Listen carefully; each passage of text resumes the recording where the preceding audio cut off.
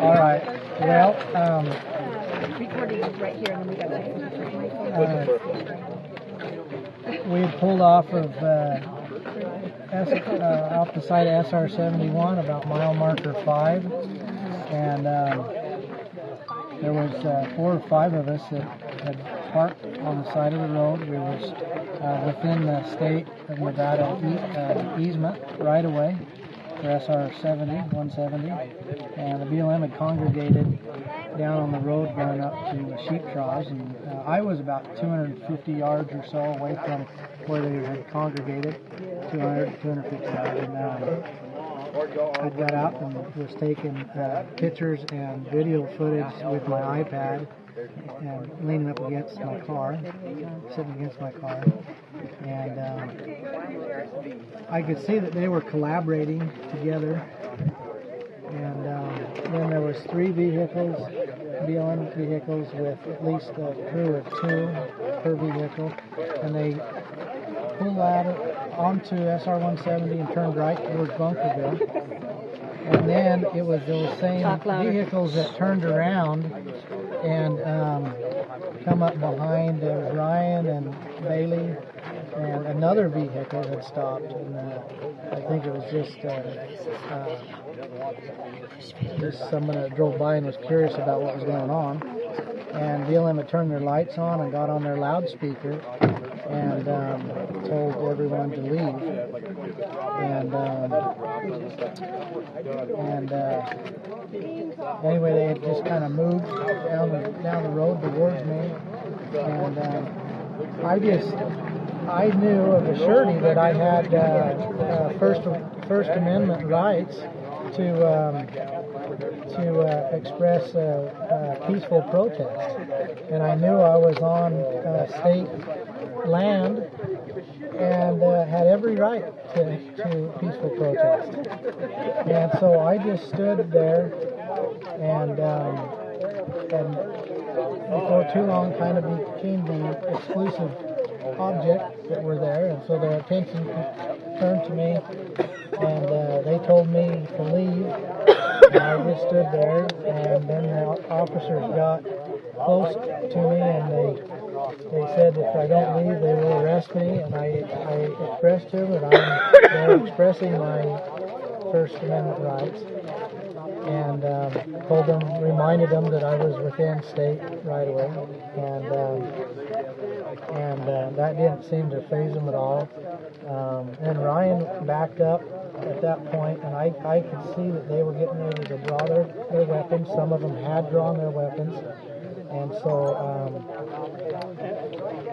they told me again to leave, and I just calmly expressed that, hey, I am here expressing my First Amendment rights, and I have the right to do it, and I'm not going anywhere.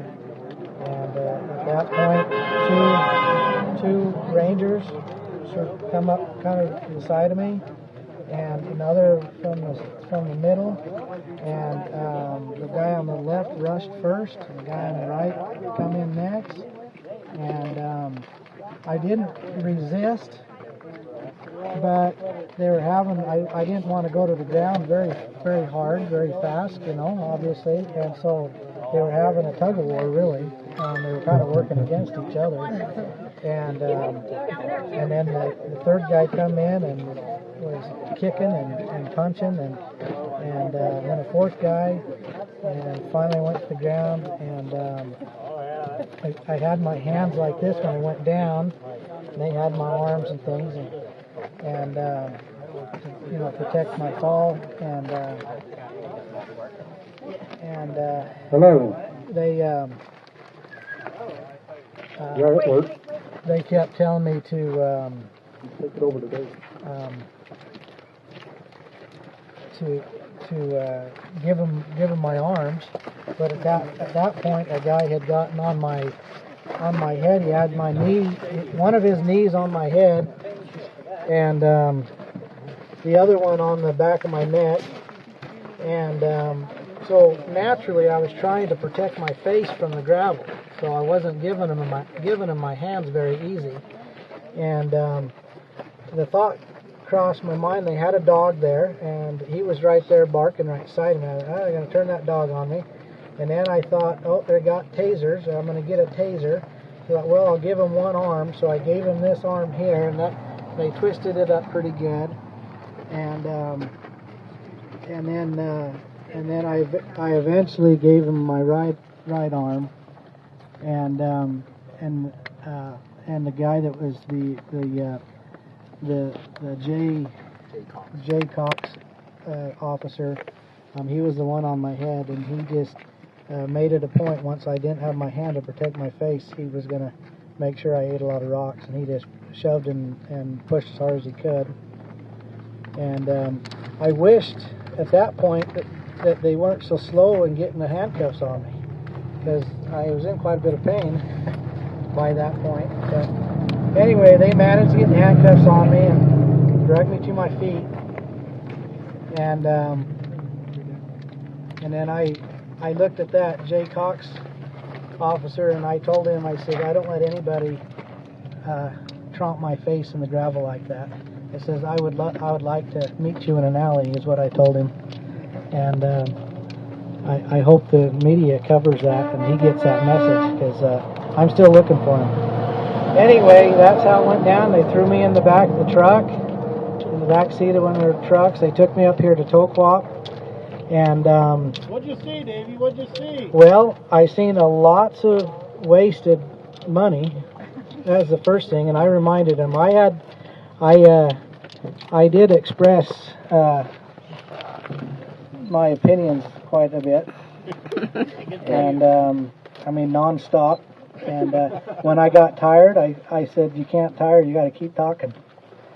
And I was hoping to have at least the two that took me to Vegas converted before I got there. But and anyway, I sat in the back of the truck there at Toquap for about 3.5 hours, and I felt like I was their trophy, and they were even taking pictures. And eye for an eye, brother. And anyway, there was a woman that kind of seemed to be in charge, at least, of what they were doing with me, and her name was Lisa Wilson. And she came into the passenger seat and was asking me questions. And I says, Mrs. Wilson, I don't have to answer anything to you. And she goes, to me, I am Officer Wilson. And I says, ma'am, to me, you're nothing. Oh, awesome. And she didn't like that. But anyway, I did, express my feelings to him, and I had an opportunity, and I was mad, obviously, but I did calm down, and I tried to talk sense and try to educate him as much as I could. And I tried to do that this whole the last couple of days while I was in incarceration. Anytime I had a chance to talk to somebody, even an inmate. There was a 20-year-old kid that had come in there and was rooming with us. He was in there for heroin. He was a heroin addict. I even talked to him about it. So, anyway,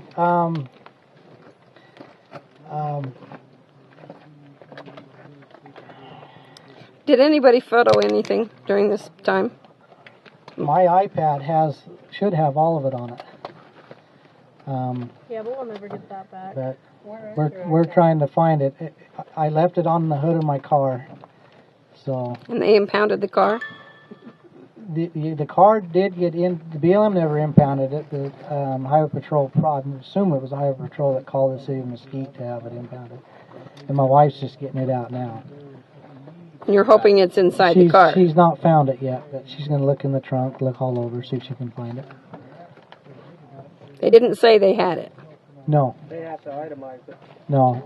And the things I had in my pocket, they did itemize it, and I got that stuff back. How did they rough you up this morning? The thing, in fact, is one of the worst experiences. The two officers came to the detention center there in Henderson and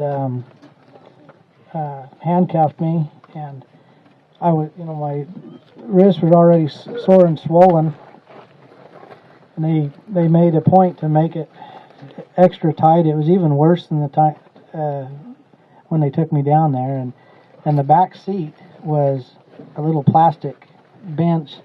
There was no leg room, no place for my arms to go, and so I rode from Henderson to the federal building with my head on the bar to relieve the pressure on my arms, and it was really painful. In fact, I told them, I said, this is far from humane. I mean, you guys need to loosen this, and they just completely ignored me, wouldn't even consider it. And then of course when I got to the detention or the federal building, they cuffed my ankles and put chains on me, and that's the way I was until they let me go.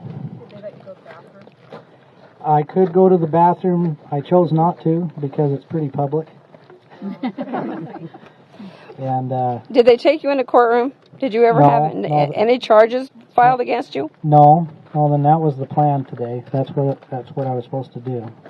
Is they were supposed to give me a public attorney and see the judge today, but that So never tell happened. us that feeling. So why didn't that happen? Sorry. The feeling you had when you said you felt like you was going to the Well,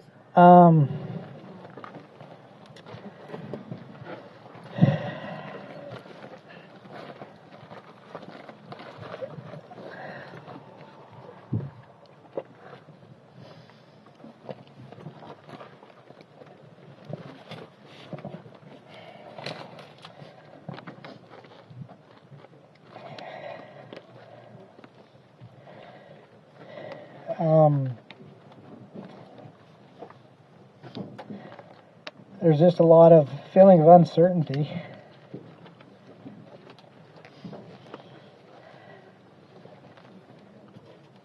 I laid on that steel bunk last night.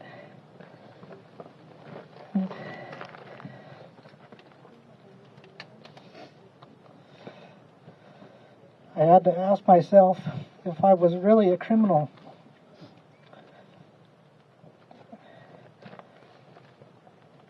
You go in the cells, they close the door behind you, it's dark, it's cold, they issue a little blanket, have your little jumpsuit on,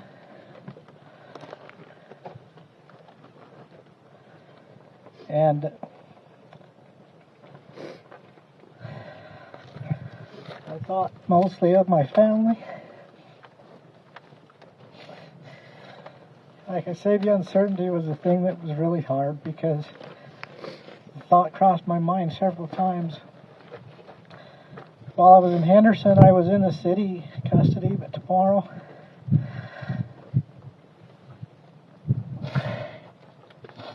I'm going to be in federal custody. And there is a chance that they could keep me here for quite a while. And I worried about my kids and my wife. There was a few times where I got up and tried to open the door. I couldn't imagine the thought of not being able to go home to my family.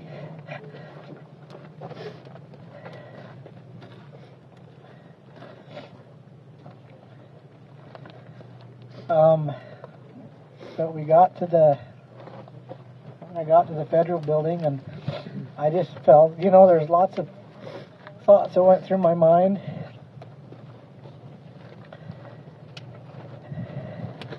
I felt kind of ashamed to the Lord because it seems like I really pay attention to Him in times of need and not so much when things are going okay.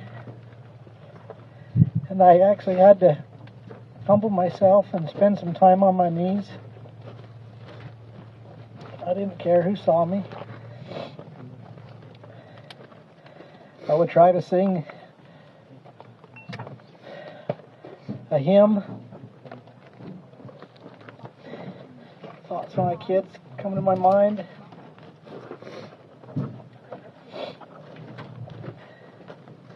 And I did feel a lot of peace at times, and so I knew Heavenly Father was there.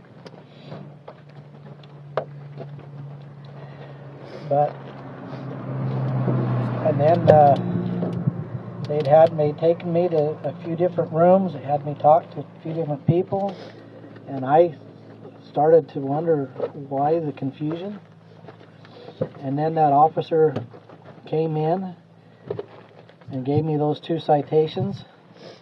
And they took the shackles off my ankles and on my arms, gave me a sack lunch, escorted me to the doors of the courthouse, and out on the street I went. I walked up a couple blocks to the 7-Eleven. I couldn't find anybody to let me use their cell phone. I didn't have any quarters to use the payphone. I only found one payphone, and it was being used. So there was a lady there that had a phone, and so I bought her some gas if I could use her phone. And I felt like a transient. I was dirty, and these clothes I've not changed or showered for about 3 days now. But I was so glad to be. In fact, when they said they were going to release me, I was just looking forward to leaving that courthouse. And it was a really good feeling, and I didn't really care. I just enjoyed being in the sun and enjoyed walking up the street, and I was glad I was able to get a hold of my dad, and it was a sweet feeling when I seen that old truck come around the corner, and there's my dad. Well, anyway, that's how it went down. So what were the citations for? There was 3 originally, but the 2 that I ended up with that he wrote me one was resisting arrest, and 2 was failure to disperse. Did they read you Miranda? When I got to the detention center and they were unloading me, the guy said, "Oh, I just about forgot," and he pulled out the Miranda rights, and read them to me. Mm-hmm. And I told him, I said, "You don't need to do that because you don't have the authority to do it anyway."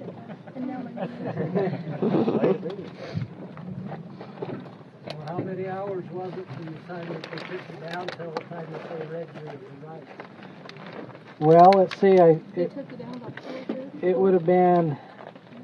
It'd been 4.5, 5 hours probably by the time I got to Vegas, and they couldn't figure out how to get into the detention center. They had to go around the block 2 or 3 times, and I told the guy, he says, "Well, I guess you're gonna have to chain me up in your garage tonight." And I did get a chuckle out of him there. He did. Was there, when you were trying to convert them with your information, did they ever give you any response?